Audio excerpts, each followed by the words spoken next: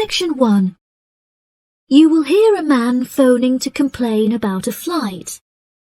First, you have some time to look at questions 1 to 3. Now we shall begin. You should answer the questions as you listen, because you will not hear the recording a second time. Listen carefully and answer questions 1 to 3. Hello, you have reached the complaints department. How can I help you? Yes, hello there. I am phoning to make a complaint regarding a flight that I took with you recently. Okay. There are some details I will need to take from you first. May I have your name, please? Jack Dawson. That's D-A-W-S-O-N. And your address? It's 33 Hillcrest Road. That's H-I-L-L-C-R-E-S-T. 33 Hillcrest Road. Is that in Exeter? Yes. And what is the postcode of the residence? It's AL698GQ. Thank you. Do you have a telephone number? Yes, the number at my office is 754688. That's good. And may I just take a home phone number for you in case of emergencies? No problem. It's 798662. Are they both local numbers? Yes. Before you hear the rest of the conversation, you have some time to look at questions 4 to 10.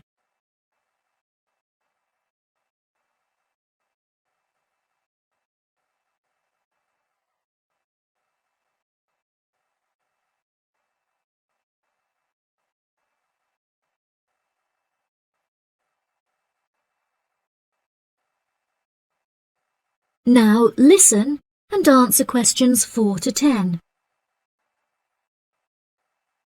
Okay, great. Thank you for your patience.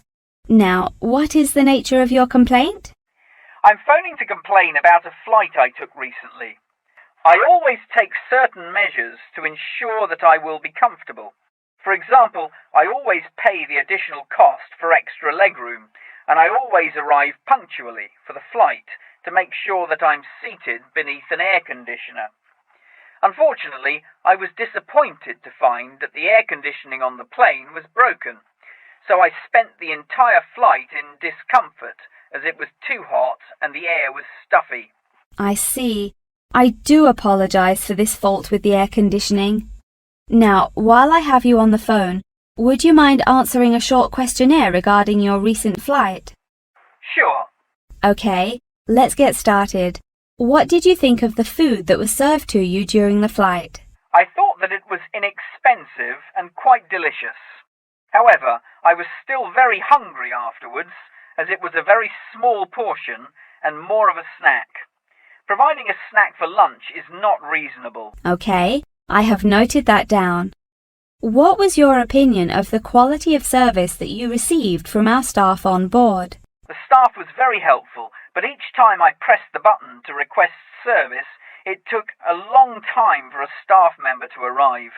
I found this frustrating, as there just weren't enough staff on board the flight to be able to serve all the customers. Okay, that's great. Thank you very much for answering those questions. Are there any other parts of your travel experience that you would like to comment on? Yep. The process of moving through security was very quick and helped to make my travel experience stress-free. Okay. Do you have any extra comments on the services you received during the flight? Yes, I thought that the seats were very uncomfortable and looked very old. They were also in need of repair, as the reclined feature on my chair was broken, so I could not go to sleep for the whole flight. Luckily, the entertainment facilities were very good, so I was able to distract myself by watching movies. Thank you so much for taking the time to answer all of my questions. We would like to offer you some gifts as a goodwill gesture, with a 20% discount on the cost of your hotel stay. We also appreciate that international calls to your home country can be expensive, and we are sure that you would like to keep your family updated on your travels. So please accept a phone card which has a credit of £20. Oh, that's really great. Thank you so much for the gifts. No problem. We look forward to having you travel with us again soon. Have a fantastic vacation. Thanks. Bye. That is the end of section 1. You now have half a minute to check your answers.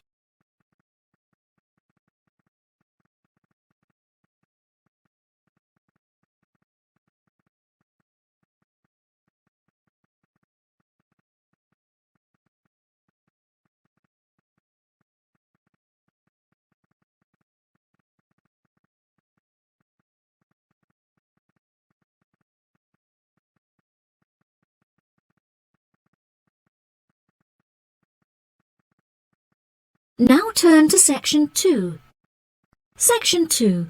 You will hear part of a talk given by a member of staff at a car rental company. First, you have some time to look at questions 11 to 16.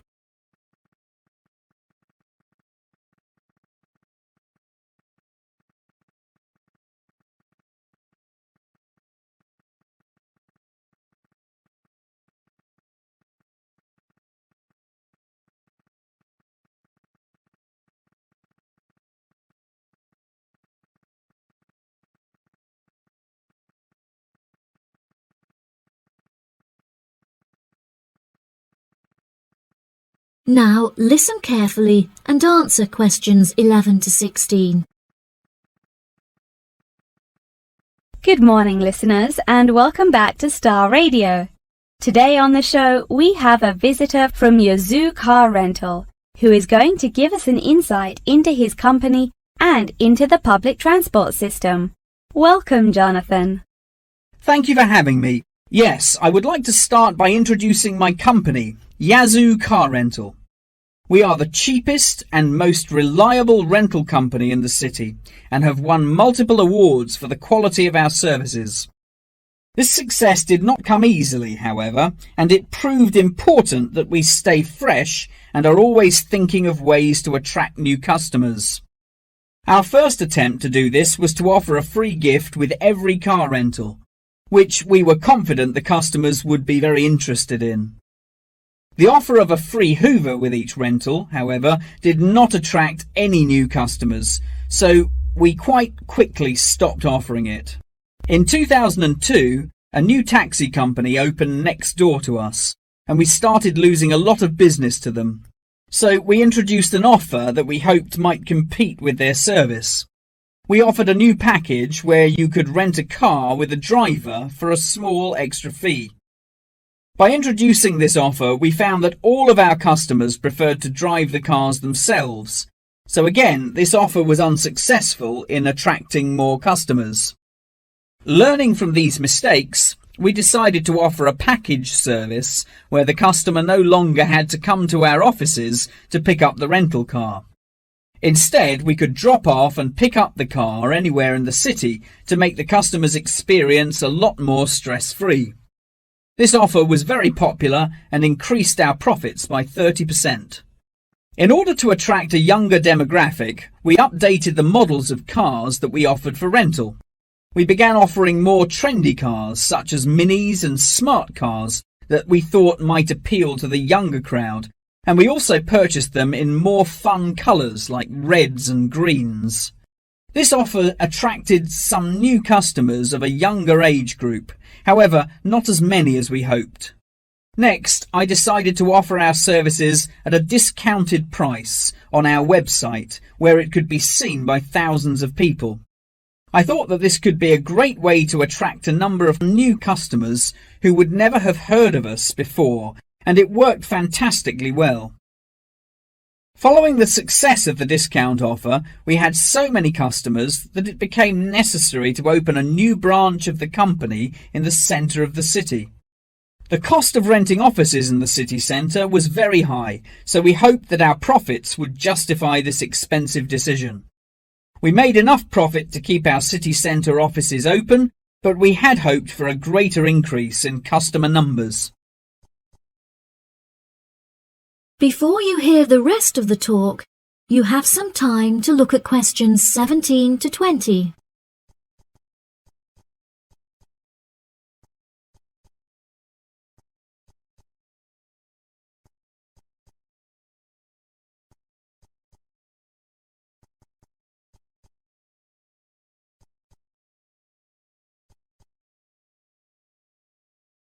Now listen and answer questions 17 to 20.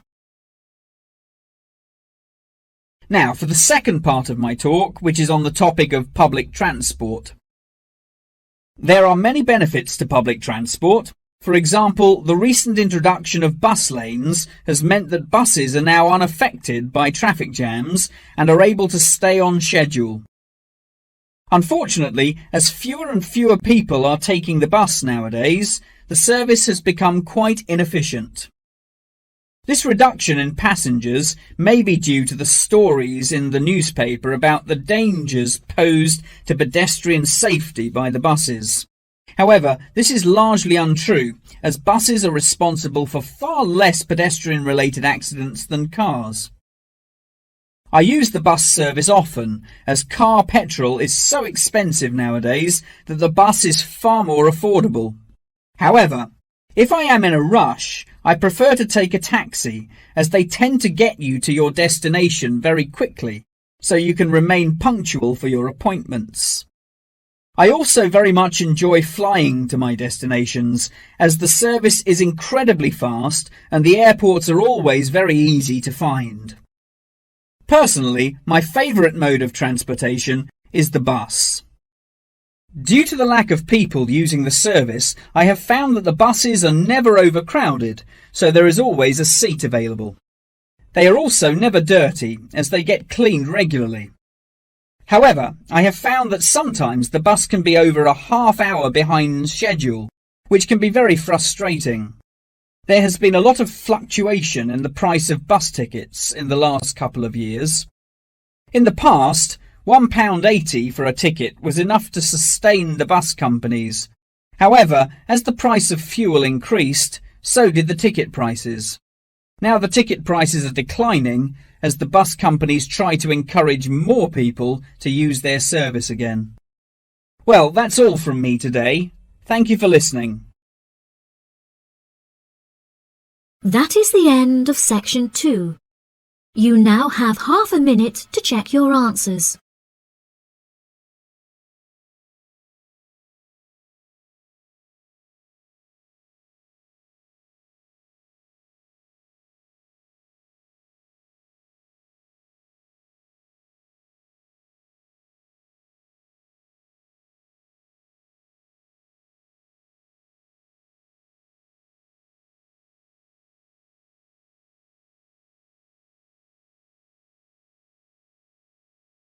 Now turn to section 3. Section 3.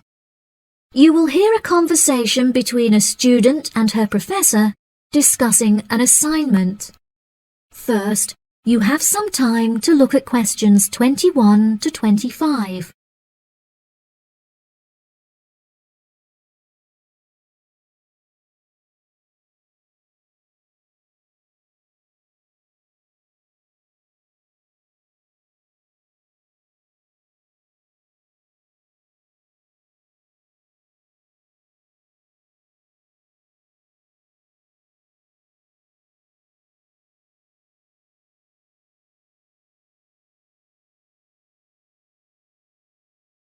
Now listen carefully and answer questions 21 to 25. Excuse me, Dr. Thompson. May I speak to you for a minute? Of course. Please come in. I'm Alexandra Jones. I'm studying business here at the university, and for my assignment I have to carry out a survey of people who own their own organizations. I heard that you are the founder of your own company, and I was wondering if I could ask you some questions about it. Yes, of course. Please fire away. Okay, great. We'll get started. Did you encounter any problems whilst you were starting your company? Actually, it was not as hard as I anticipated.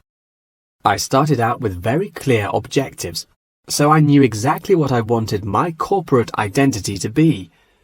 It was very difficult to find the correct premises, as the property market in London is so competitive, but eventually I found the perfect site.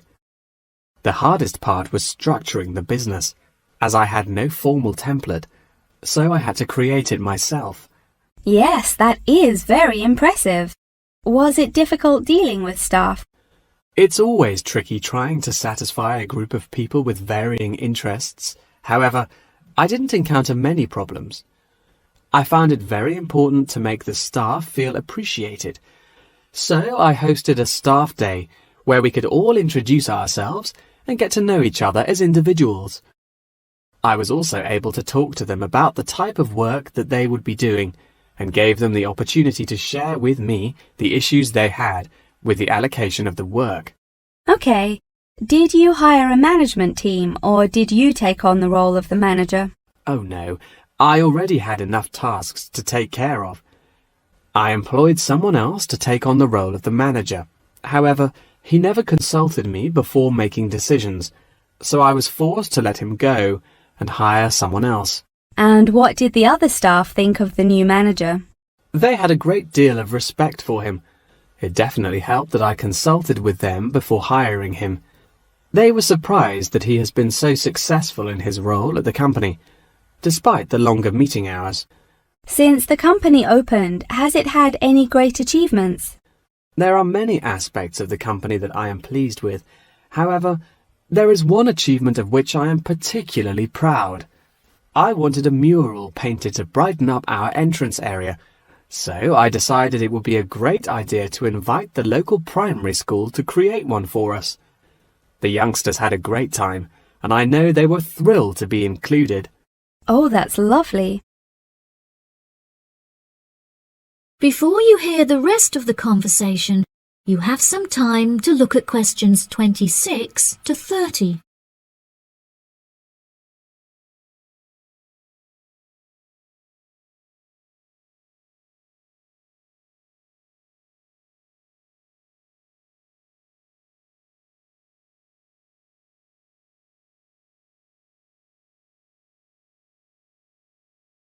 Now listen and answer questions 26 to 30.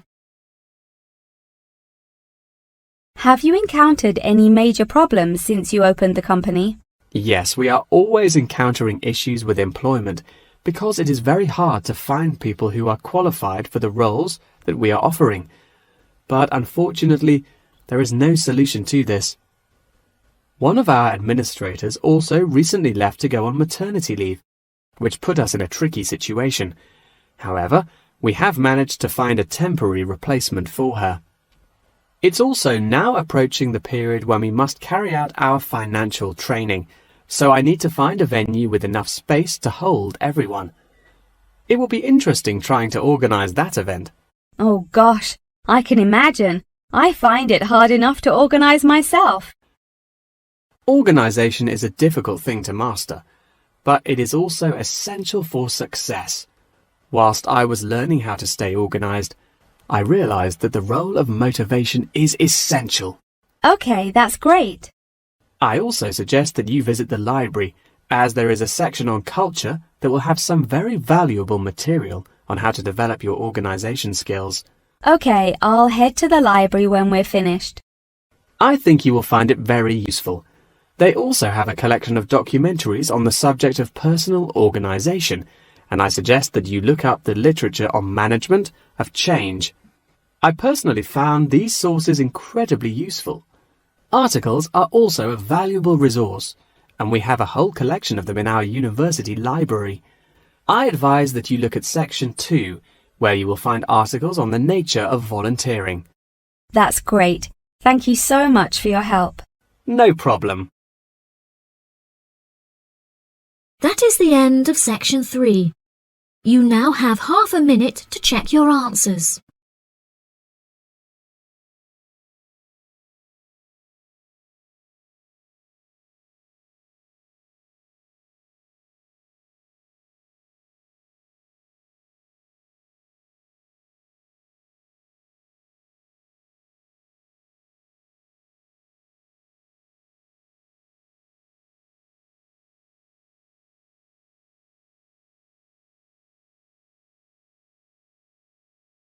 Now turn to section 4.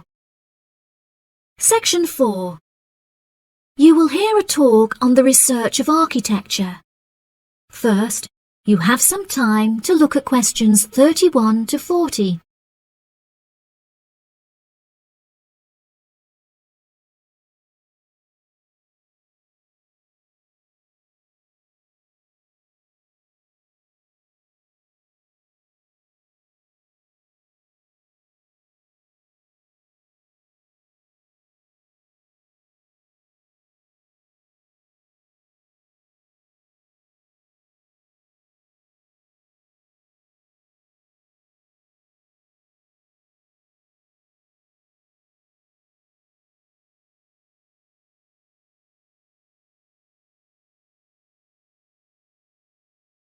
Now listen carefully and answer questions 31 to 40. Welcome, class, to your very first lecture in this series on architecture, conducted by myself, Dr. Torben Dahl. Today we will be looking into the relationship between climate and architecture, where I will be giving you a critical overview of the main climate influences that shape the design of buildings. Throughout this lecture series, we will be looking at the latest research into climatic design carried out by experts in the field, in addition to case studies and examples drawn from modernist practice, both in cities and rural areas. Now, acid rain is one of the climatic elements with the most devastating effects on our architecture. The chemicals in acid rain can cause paint to peel, corrosion of steel structures such as bridges, and erosion of stone statues. Since the 1970s, our government has been making great effort to reduce the release of these chemicals into the atmosphere, with positive results. Private organisations have also been raising awareness and funds, and recently received a huge donation from the bank. It is interesting to look at the studies that have been carried out into the effects of acid rain at varying altitudes. Research has shown that there are lower levels of acid in the damaging pollutants at higher altitudes, meaning that skyscrapers are much less vulnerable to the negative effects, as they are exposed to acid rain with far lower levels of damaging pollutants. Recently, the ALTA project was founded to carry out further research into acid rain. This project is directed towards studying the effects of acid rain on old, traditional buildings of stone construction that are vulnerable to damage caused by acid rain. Masonry is particularly vulnerable, as it is easily corroded and weakened by the acidic chemicals. It is imperative that we protect these buildings, as they are valuable examples of our history and culture.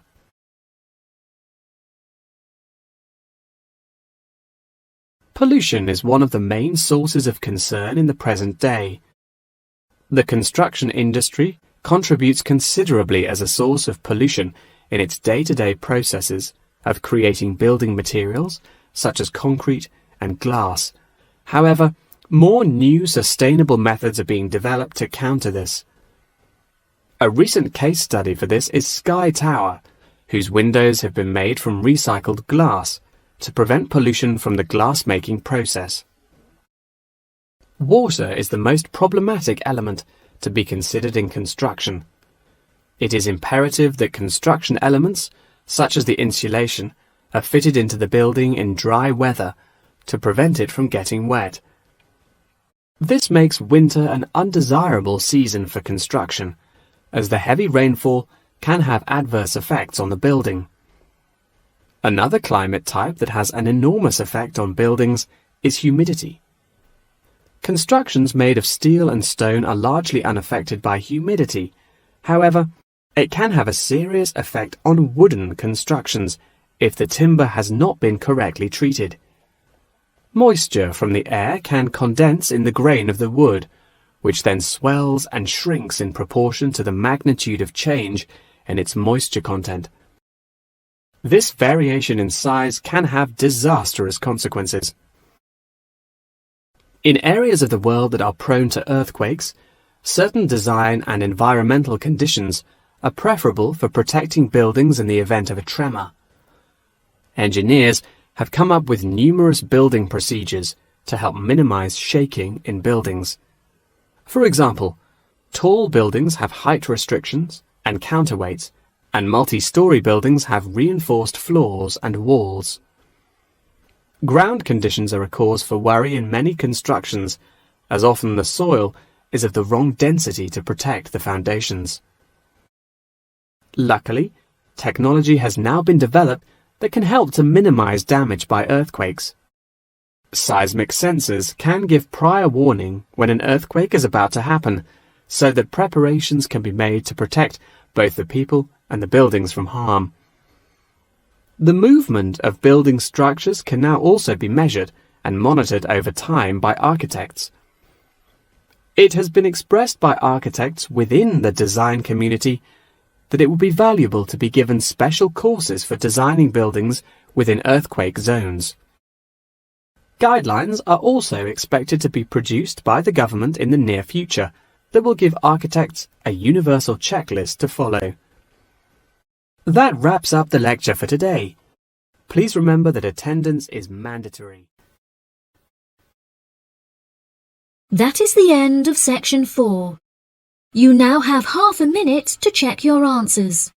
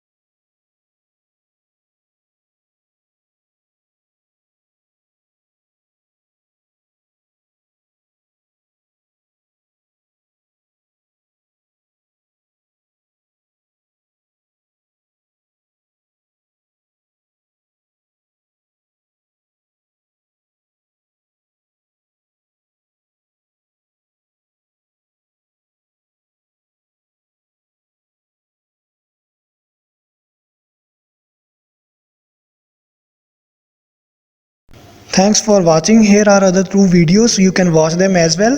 And if you haven't yet subscribed my channel, please subscribe it and hit the bell icon for my upcoming videos, and share these all videos among your friends.